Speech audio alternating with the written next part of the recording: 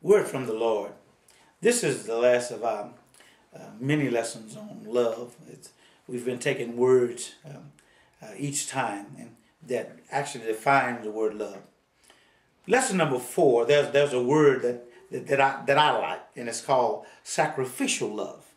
We've been dealing with this out of John 13:34 and 35. And he says, if you have this kind of love, by this shall all men know that you're my disciple.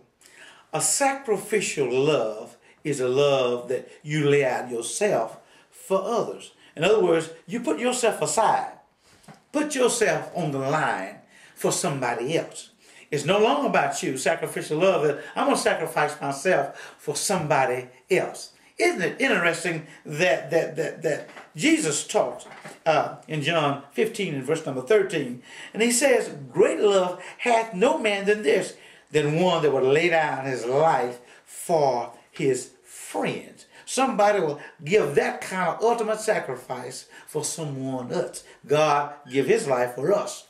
Now let me close out by telling you this little story. There was a little boy that was on the track, a train track, and there was a train coming. The switchman saw the little boy on the track, but the little boy couldn't hear them. The horn was sounding, and they were waving at the boy, but he couldn't hear them. He had a headset on, but he kept throwing rocks and kept playing on the tracks.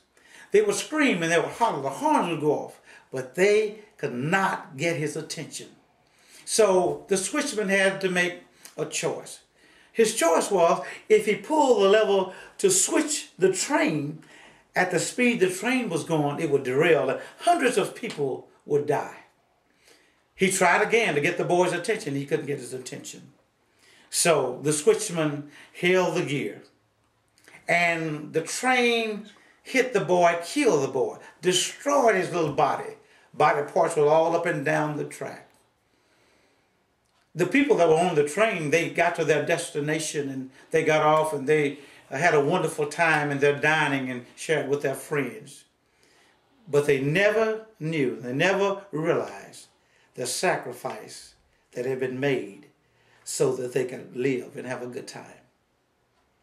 What I'm saying now is we're on that train of life and we're having a good time. We're doing our own thing, going about our daily duties.